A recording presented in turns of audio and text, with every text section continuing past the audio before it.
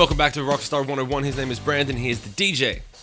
His name is Shimon. He's the Rockstar. I don't know what I'm doing. I don't know. Dude, it's like we're recording this on a Friday. You're tired. It's been a really long week. It's been a long week for everyone. I did the Twitch stream yesterday. Right? We did the lockdown session, and we didn't actually write a song. I put it up to the people as a poll, and I said, do you want to do a song, or do you just want to talk shit and just shoot the shit? And they just were like, yeah, we're all really tired. Everyone had a rough week for some lunar cycle shit. Right? Yeah.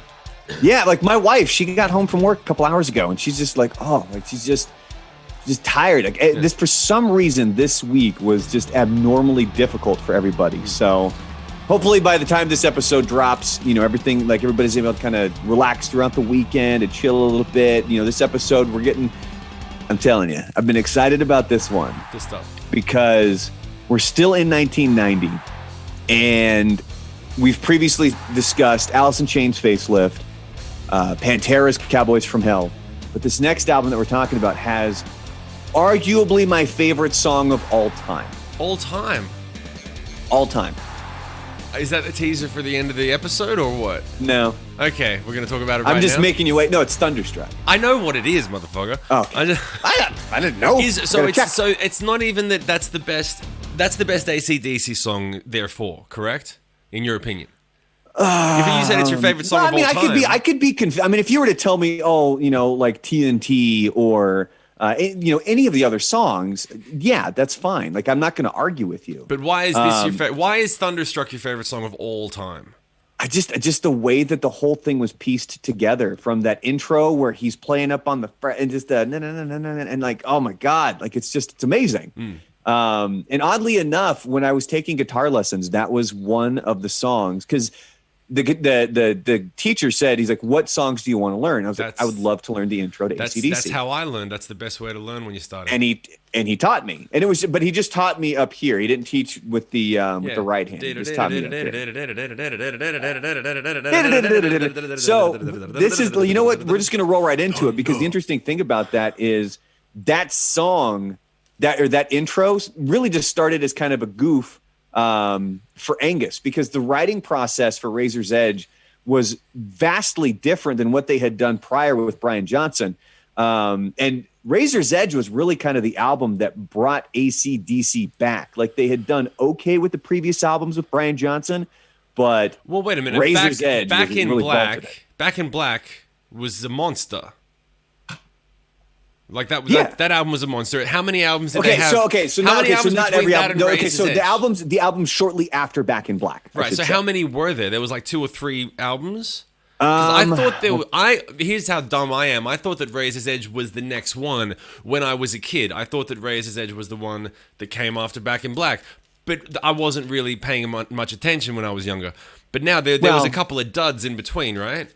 But we all have those moments. Remember, when I was a kid, I thought Led Zeppelin was a guy. Yeah.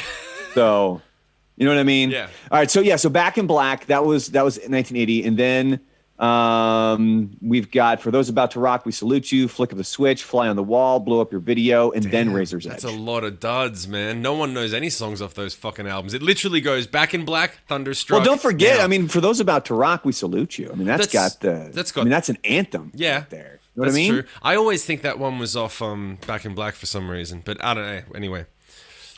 So the interesting thing is Razor's Edge has the highest charting single off of it. Can you think of what song that is? It's not Thunderstruck. I totally blank. Tell me. Got no idea. Money Talks. What? Money Talks. That's the biggest charting single the band ever had? So if you're going based off of the U.S. Billboard Top 200, so like if you go like the mainstream rock charts, they've had #1 hits and everything like that. Yeah. But if you're going on just the Billboard Top 200, which is now for irrelevant, ACDC, Highway to Hell only made it to number 47. Is this based on sales or radio? It's the Billboard charts. However, Billboard used to. It's the chart positions. It's the chart positions, sales figures, and certifications. So it's all 3. I'm guessing that's what it is. That's weird. Okay, I don't think that's right.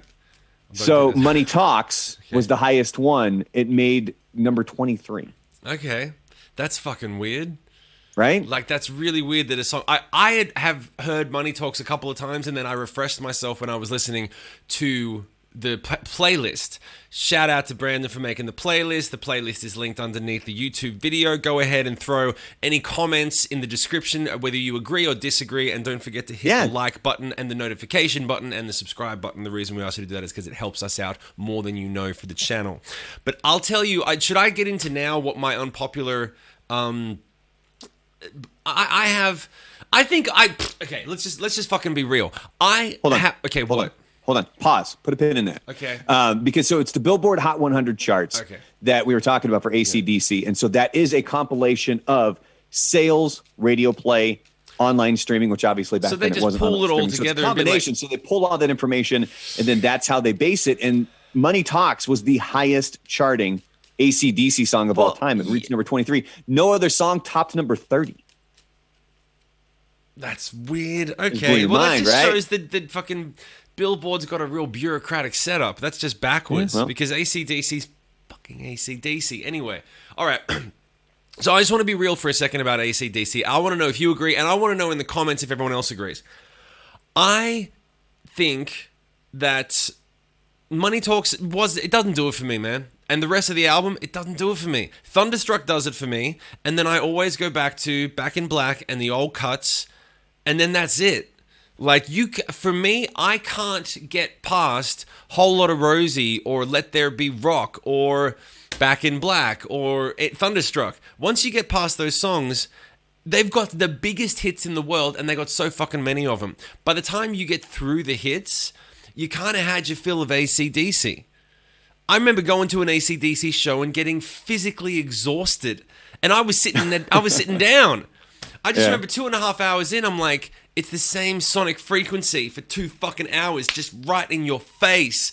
And the only thing that Angus does is turn his guitar down a little bit on the volume knob, which is dope. It's gangster as fuck to not have any pedals or anything in between your chain. Just be like, I'm just going to turn it down, and then, the drums are coming in, let's turn it back up. Like, that's it. That's all he fucking did. But am I the only one? Like, I think a lot of people have this thing of like, yeah, AC/DC's the hits, and no one...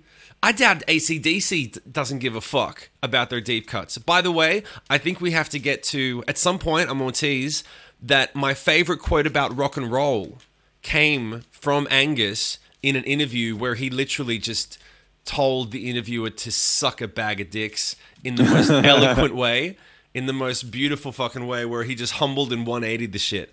But we'll get that at the end. But what, am I the only one? Do you really think that, like, all their other cuts are, like... Do you listen to that shit? Every now and then. But like you said, there are so many hits. Yeah. You're listening to them for a long time. And by the time you're done, you're tired. I'm fucking tired. By the time I listen, if I go to Spotify and go, this is AC/DC, and it plays the first 10 songs, which are all absolute bangers, after 10 songs, I'm like, I need a little something else. I got to put on a different band. Like, fuck. Well, one of my other favorite songs actually is on Razor's Edge too, and we get to play it during the holiday season on rock stations. It's Mistress for Christmas. And I don't know what it is about that song, but just the way, again, like Thunderstruck, the way that it was composed, I love it. Like, right. I absolutely love it. You can completely take the lyrics out, and just the tone of it, I absolutely love that song. And one of the things that I'm going to start doing here as well is my kid has recently gotten into AC/DC. She has a friend of hers in one of her classes who was wearing an AC/DC shirt. So they got to talking about it. And I think as we were talking about it, because AC/DC came on one of my playlists. It was Thunderstruck. So she started asking about it. So I'm going to start, maybe introducing her to a little bit more AC/DC, and we're going to see how that goes. But I mean, I get what you're saying, where it can be a lot, because the one thing with AC/DC is they're somehow immune to, all their songs sound the same. Like, there's so many times where a band will release an album and then they release another album, and then the biggest complaint people have. Do you know why? It's one of two. Do you know it's why? It's either. I'll tell you why. I'll tell you why they're immune. Because they were the first. Yeah. They were the first band to sound like that. They created the AC/DC sound. No one is going to listen to AC/DC and saying, I wonder what they're doing now. They don't want AC/DC to change. They don't want them to sound any different. And this goes to my exact point, which we're going to lap right when we're done on this. Angus Young did an interview on their one of, I'm not going to say which number because it's the point of the story. He's doing an interview promoting one of their albums. And a kid comes in and he's like, so you're one of the biggest rock bands in history. And how can you explain the fact that you're one of the biggest bands in history and you have 10 albums that all sound exactly the same? And Angus Young, without a beat, just said, that's not fair at all. I don't think that's fair of us at all. And I think you should do your research. Because we have 12 albums that all sound exactly the same. And he was like, we're AC/DC. Suck it. Well, do you think that attitude... Lap. I mean, obviously the success of the music and how good it is got them there. But then do you also think that sort of attitude of, look, we are who we are and we're not going to change for anybody is what helps preserve that? I think that there are some times when I think that... This is my favorite fucking thing about AC/DC. There are some times when I think that bands put a lot of time and energy into like Nickelback. Nickelback's a good example of a band that sounds the fucking same every time. And I've met them and I've worked with them and I know that their thing is we do this because this is what our fans like, and if we want to do the other stuff, we do side projects, but we stay true to our brand and we do our thing and we don't release it till it's perfect. AC/DC is the Taoist Zen master of, I don't know how to do anything else and this is fun. Like, they're like, this works. Why ain't broke? Don't fix it. Don't fix Fuck it. off. Yeah, like they're not thinking about brand recognition. They're like, dude, we don't want to make other shit because we don't like other shit. We play this rock and roll. It works for us. We have a fucking pound some beers, rock the stage. What the just shut up. They're also one of those bands. You know how we've talked about Rage Against the Machine before, being kind of that elusive band live. AC/DC is another band like that for me, where there's been a couple of times they've come to wherever I was living at the time, and I would have been able to get tickets, but I was out of town or busy. That like there was always something that came up, and now it's that band is whittling down because you had Malcolm pass away. Brian Johnson, remember he got kicked out of the band just a few years ago. They brought in Axl Rose. Yeah, I know. Is to he be back? a singer of AC/DC for a while. But Brian Johnson's back. Remember we got the new album from them just recently from AC/DC. Yeah. So they're back and they're kicking ass, and I heard that he was doing that AC/DC thing. Man. I heard that he was out of the band because he went deaf. Like he couldn't hear that anymore. That was the rumor. We had heard because right around when this was happening or shortly after was when Jim Brewer came into town. And that's, the whole story of Jim Brewer basically hooking me up, with Metallica. And so we got to talking to him about it off air. And he had said that it was one of those issues where like Brian Johnson had got home and all of his stuff was just there. It was like a bad breakup. Oh yeah, I've got no idea how that feels. And it was because and like he had been having issues. I mean, Christ, they're like the loudest band I think ever. They're in the Guinness Book of Records. I'm going to track that statement a little bit. They're one of the loudest, if not the loudest.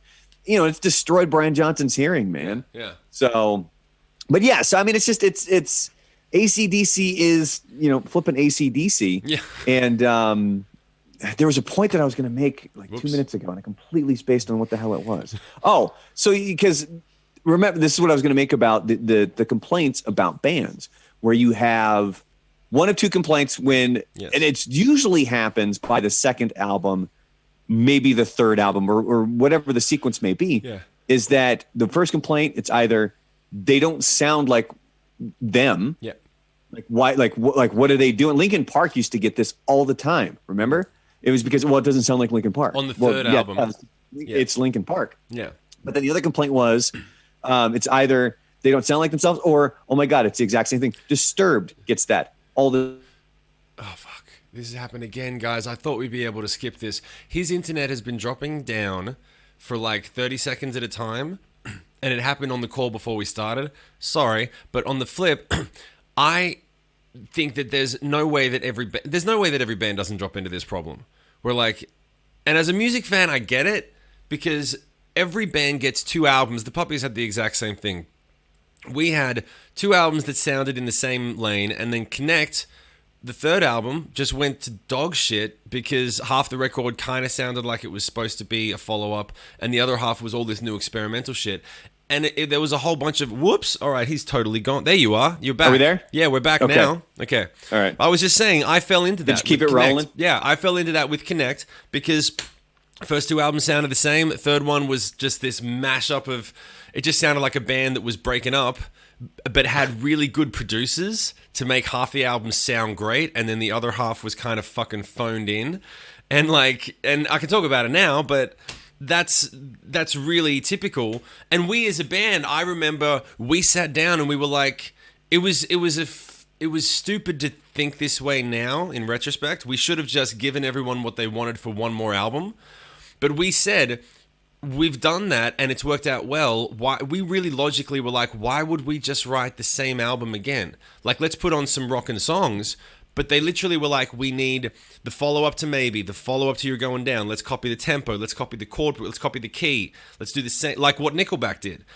Mm-hmm. And they wanted to replicate it. And we, apart from the fact that the band was really on the process of going different ways, but we had a record to deliver, no one got it. We were like, we've done this, and we don't want to play the same thing live for 2.5 years. And it was stupid. We should have just sucked it up and given everyone what they fucking wanted, but we were more interested in being artists 10 years ago because we were fucking stupid. And I think that's what happens with a lot of bands. But at the same time, I guarantee you, if we had released Tripolar 2.0, half the fans would have been like, dude, we've heard this. This is the same fucking thing. You guys are just like every other, like, you can't fucking win.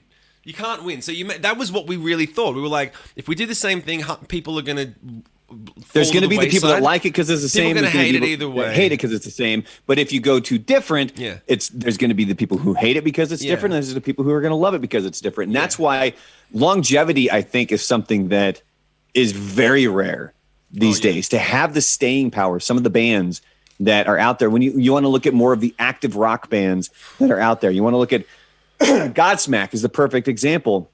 They've been able to morph their sound into, I mean, they kind of came out of the, I guess they would fall into the new metal. They came out of new metal. But now I throw them more than just straight rock and roll. They fell into new metal the way that every band fell into grunge because it was just what was happening. Because they had... and it was in that same time frame. Exactly. Yeah. But they weren't new metal at all. There was no hip-hop elements. They just had low guitars and big fat drums. But that was what rock was called at the time. But I think you're absolutely right. And shout out to Shannon, who is my favorite drummer of all fucking time, who I have to get on a record at some point. We've been talking for years about doing something together. It's going to be so dope when we do. But they're a good example of... And I think that is calculated. I think that Sully's a smart motherfucker, where he's like, I ain't changing, but I can't do the exact same thing. So he just added in just enough tracks and just enough synth elements. And then I'm sure that was very well crafted by the guys. So, and they've done a fucking killer job. Well, and you'll notice one of the bands that we had mentioned earlier about a band that kind of gets knocked for sounding the same is Disturbed. Yes. And you'll notice from their first album to second album to third album, there were some pretty drastic changes because Dave Draymond wasn't doing that growl as much. Right. Because he realized he wasn't able to. Like you've mentioned this when you talk about when you wrote Hallelujah and you didn't realize, oh crap, having to get up there for that song, it's difficult. Yeah. And so then Dave Draymond, when he, after that first album had come out and then they're touring on that album and it's like, holy crap, I don't know if my voice can take this. So he actually shifted around the sound of him in the band just based on the ability or inability to keep up with that sound. Yeah, I did the same thing on Connect where I was like, I don't want to sing the whole album with that screamy vocal because I'll be screaming the whole show for 2.5 years. I want to make it. And that's kind of, for me, it was a bitch move. In retrospect, I could have stepped it up. I could have been like, I'll just become a bit, Axl Rose can do it. I can fucking do it. Let's figure it out. Brian Johnson can do it. Let's figure it out. But yeah, there's you can't win either way. But we're going down this rabbit hole for a little bit now. But what else is there on the playlist that we had to talk about after ACDC? Well, we were still on ACDC, man. We ain't done yet. We've only done 2 songs. Okay, well, what else is on there? What, for the playlist? Yeah, well, I really want to know from the people who are watching. Make sure you... this is the number one question that I want for this podcast. Respond in the comments below. Hit the like and notification button and subscribe. All the good stuff. But I want to know, do you, the listener that I'm talking to right now, do you listen to the deep tracks of AC/DC, or do you just listen to the hits? I think most people are going to write in and say, I don't even really know most of the deep tracks. I know the top 10 singles that they had, because they're on every second movie that has an action sequence these days.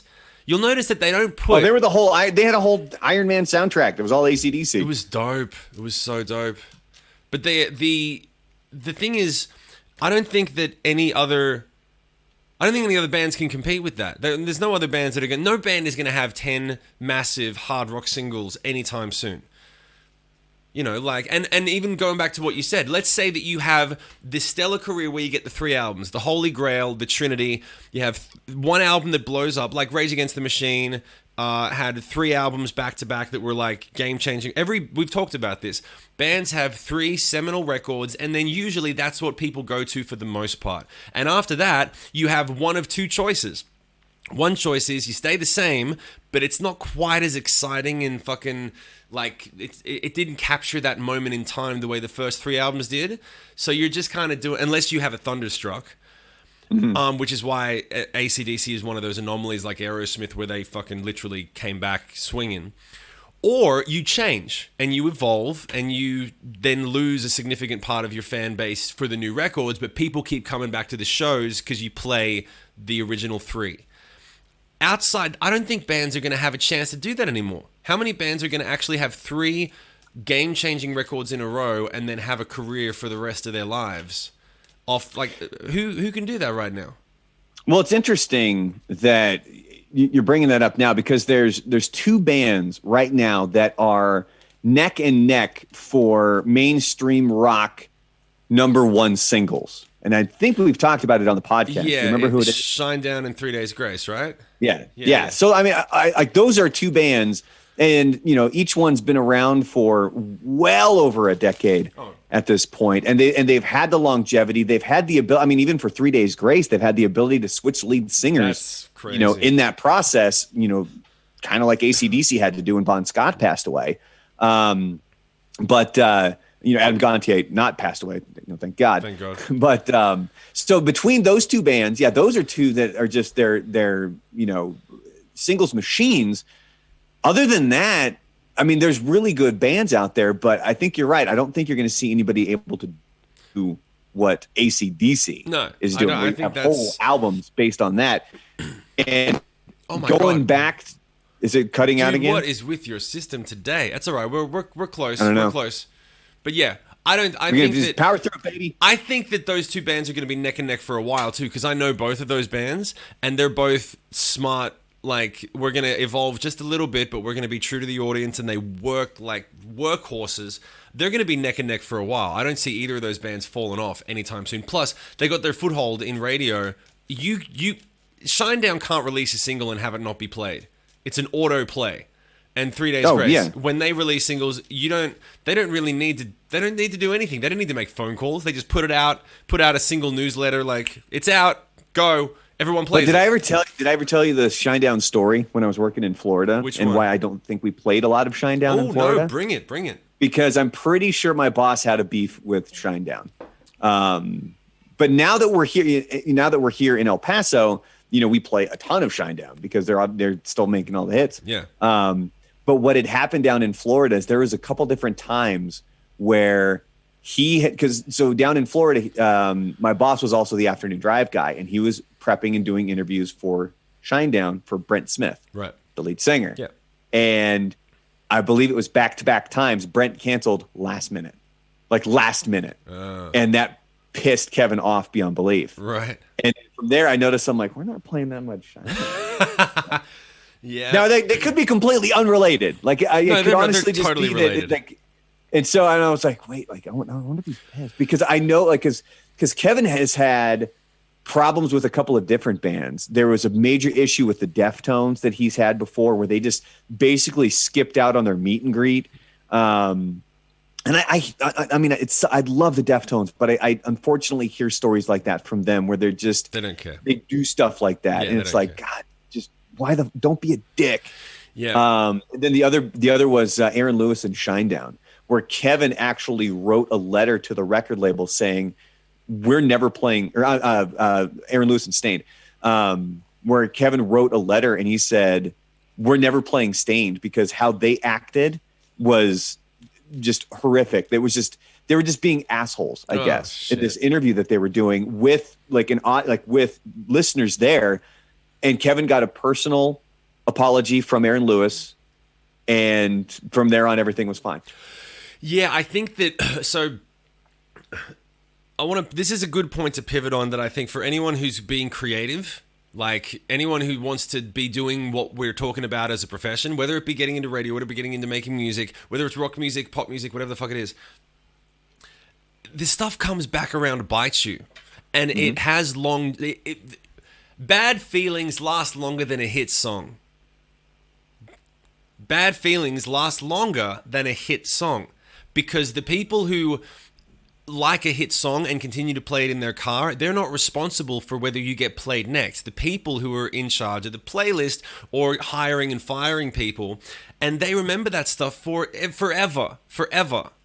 And so we made a point when we were touring, and I make a point now, like even when I did my solo record, I still had people that were like, dude, you don't have a major label pushing you and you're still doing as many radio interviews, as many radio spots. I'm telling you, the only reason that Hallelujah and my solo record went as well as it did was because I didn't spend that much money. I ran everything myself. I set the whole thing up myself, and I outsourced and hired people to put things together. But the reason that people said yes to doing interviews with me and having me on and promoting my stuff was because I spent 10 years saying yes to them. Because when they said, can you do this charity thing? Can you come and do this thing? We would reroute the bus if we could, and we would go and do their thing. There was not a single thing that I said no to. There was not a single time I didn't show up. Even if I was literally physically ill or hung the fuck over or whatever the excuse was, you'd still get up and get there. And you'd make up a story about, man, I'm really sick, but I just wanted to be here for you guys. Or I'm really hungover, haha, rock and roll. And they're like, you, it's cool, you're great. If you don't show up, and you don't apologize, for example, yeah, they have, people forget they have the power to just take your shit off the radio.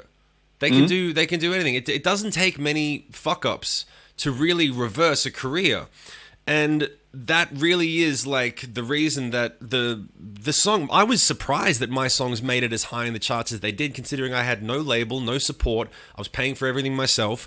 And it was because of the goodwill that luckily I still have all of that goodwill. When Royal Bliss released a song that I wrote with them and featured on, I'm not going to say who it was, but there was a couple guys that I called where I was like, hey man, we're close to cracking the top 20, I need a favor.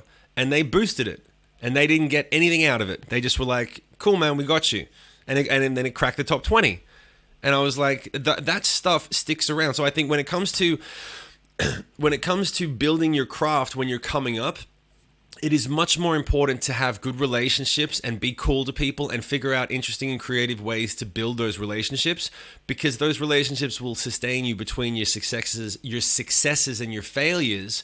And they're worth more than the quality of your content. They're worth more than the quality of your song. And you can always get better at your songs. You can always get better at writing and producing and doing anything. Rarely can you undo the damage of a fuck up in a relationship that's professional, because people don't care. If you're a dick, you're a dick. If you change 5 years later, if you're cool, they're like, yeah, we'll see. I'm not playing this shit.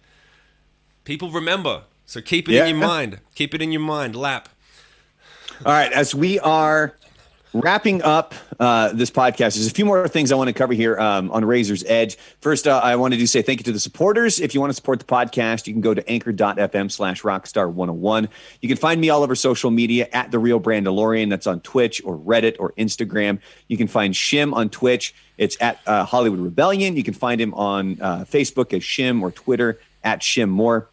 And a couple of notes here really quick on Razor's Edge, because we only have two more 1990 albums to discuss. There's this one and then next week's, and then we're moving on to 1991 after that. My plan is to cover Mother Love Bone. in the final 1990 episode here for April. So that's going to be the goal. And then I've also got a couple of other interesting little tidbits, but we're going to be missing out on a ton of bands. So we're always going to have to loop back around, because Megadeth dropped an album in 1990, Suicidal Tendencies. And then I also want to get people to learn Mark Lanegan. Are you familiar with him? I know the name. I don't know who he is. He has a solo album that came out in 1990. He's in that playlist. If you go to Spotify and you go to @TheRealBrandalorian, and you can find the best of 1990 playlist, he has some solo stuff in there. He was also the lead singer of Screaming Trees, and he's just got this really dark, brooding voice. Remember what Lane Staley sounded like in Mad Season? Right. Mark Lanegan, right in that same kind of wheelhouse right there. So there's a lot of stuff that we're going to be covering. But backtracking to originally what we were talking about with Razor's Edge, one of the reasons the writing process was so different for Razor's Edge as opposed to the previous albums with Brian Johnson wasn't available for several months because he was going through his divorce. Ooh. So Malcolm and Angus were just kind of like, all right, well, let's do this thing. And then that's how they were able to kind of write the majority of Razor's Edge. And then the other song that I said that I really love from the album, which is Mistress for Christmas. It turns out here, it says that in February of 91, Angus stated, quote, "I think the funniest song on this album is Mistress for Christmas. That song is about Donald Trump. He was big news at the time, so we thought we'd have a bit of fun and humor with it," unquote. So oddly enough, look at how everything cycles back around. Because that interview was from 1991. Everything comes back to Trump. We are, huh? Everything comes back to Trump. I want to go back. Apparently. I want to go back to something that you said for a second. Yep. Are you insinuating that ACDC's great songs only come when Brian Johnson isn't in the room? No, he was in the room for Back in Black. Was he? I thought he was. You sure? Do we need to look it up? Because I've heard that Bon died and they had a lot of songs that they were working on, or at least Angus and Malcolm had a lot of riffs and chord progressions, and that they write lyrics and melodies just as much as anyone else in the band. And that I don't know. I've heard that they enlisted Brian when there was parts of the record that were written. And so if that was the case, that would be very interesting. And I think that would be very, very fucking controversial to go online and state Brian Johnson can't write songs. Oh, Jesus. That would fuck shit up. He was apparently a part of it, because they've got quotes of him talking about the writing process and going through and writing the songs for Back in Black. I love in your face how you're backtracking like, I didn't say that. Don't say that on the podcast. I didn't say that. I didn't say you. No, you're the one that said it. It sounded like that's what you were saying for a second. It sounded like you were saying that he wasn't around for all of Razor's Edge, and then boom, after 4 albums of duds, they have a hit because he wasn't around. Well, I mean, that was kind of the truth. It was they had some albums that didn't do so well, and then Razor's Edge just blew the hell up, and it just so happens that it was Malcolm and Angus that put in the majority of the work on this. So there you go. Looking at.